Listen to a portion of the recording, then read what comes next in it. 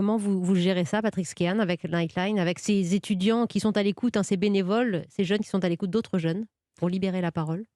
Bah, évidemment, l'écoute est extrêmement importante et nos bénévoles font un travail qui est formidable, mais c'est quelque chose qui m'inquiète énormément, c'est qu'est-ce qu'on fait avec les étudiants qui ont besoin de plus qu'une écoute? Mmh. Heu, Souvent, on a besoin d'orienter les étudiants vers les services, professionnels, parce qu'il y a des étudiants qui en ont besoin.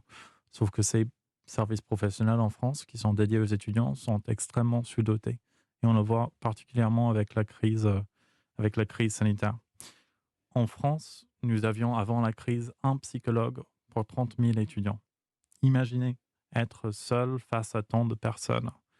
La recommandation internationale est d'un psychologue pour 1 500 étudiants. Évidemment. Mmh.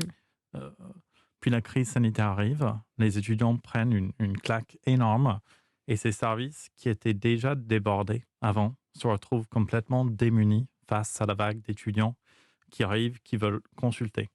Donc, ce n'est pas une surprise quand on voit des études qui sortent qui disent que seulement 12% des étudiants qui sont en difficulté psychologique pendant la crise sanitaire ont consulté un professionnel de santé mentale, seulement 3% dans les services de santé universitaires. Donc, nous avons un psychologue pour 30 000 étudiants et le gouvernement annonce en décembre le recrutement de 80 psychologues de plus.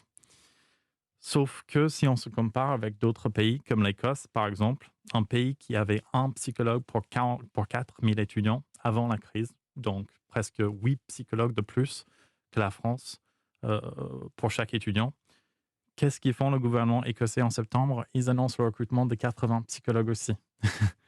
Donc si on se compare, on a la France qui a un psychologue pour 30 000 Oui, étudiants. évidemment. On ne peut pas comparer ces petites armées-là et cette sous-dotation, elle est terrible, elle est plus Hmm. criante encore au cœur de cette crise et pourtant vous avez envie d'aider, hein. C'est un service, magnifique pour libérer la parole, pour améliorer le bien-être mental des étudiants, des étudiantes, des jeunes en France.